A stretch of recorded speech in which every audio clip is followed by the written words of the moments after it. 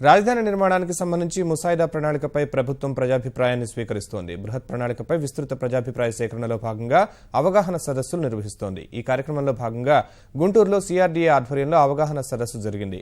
29 గ్రామాల రైతు ప్రతినిధులు ఈ సదస్సులో పాల్గొన్నారు. CRDA commissioner Srikanth, Guntur collector Kantilal Dande, సంయుక్త కలెక్టర్ శ్రీధర్, గుంటూరు ఎంపీ గల్లా జయదేవ్ ఈ అవగాహన సదస్సుకు హాజరయ్యారు. బృహత్ ప్రణాళికలోని అంశాలు, రాజధాని ప్రాంతంలో చేపట్టబోయే నిర్మాణాలను రైతులకు వివరించారు. బృహత్ ప్రణాళికకు సంబంధించి రైతుల అభిప్రాయాలను, అభ్యంతరాలను నమోదు చేసుకున్నారు. ముఖ్యంగా గ్రామాల మధ్య నుంచి రహదారులు ఏర్పాటు చేయొద్దని గ్రామాల ప్రతినిధులు అధికారులను కోరారు. గ్రామాల వారీగా అన్ని అంశాలను పరిగణలోకి తీసుకుని సవరణలు చేపడతామని అధికారులు స్పందించారు. రాజధాని ముఖ్య నగర నిర్మాణం కోసం ఏ గ్రామాన్ని ఖాళీ చేయించబోమని స్పష్టం చేశారు. ప్రజల అభిప్రాయాలు, సలహాలను బట్టి బృహత్ ప్రణాళికలో మార్పు చేర్పులు చేపడతామన్నారు. వారం 10 రోజుల్లో గ్రామాల వారీగా బృహత్ ప్రణాళికపై సదస్సులు నిర్వహిస్తామని స్పష్టం చేశారు. రాజధాని పరిధిలోని అన్ని గ్రామాల ప్రజల అభిప్రాయాలను తీసుకుంటామన్నారు. గత వారం రోజులు లేకపోతే 10 రోజులుగా ఈ కొన్ని ఇష్యూస్ ఆల్రెడీ మన దృష్టికి రావడం జరిగింది. రోడ్ల సంబంధించి కొన్ని చోట్ల గ్రామాల్లో వెళ్ళడం కానీ అటువంటి ప్రతిపాదనలు దాంట్లో కనపడినాయి.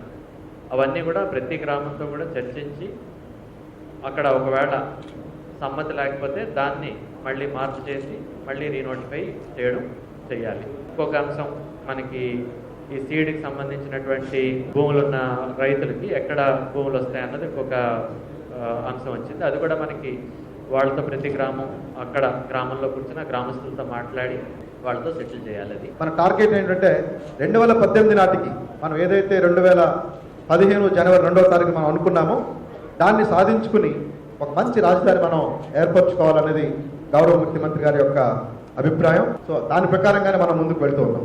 మన రాజధాని మనం అనుకున్నట్టుగా మనకు వస్తూ ఉందా అనేది ఒకసారి మనం పరిచయం చేసుకుని దాని ముందుగా మనం తెలుసుకుని దాని మీద మన అభిప్రాయాన్ని, సూచనలు కూడా తెలుసుకోవడానికి ఈ చిన్న వేదికను ఏర్పాటు చేసుకోవడం జరిగింది.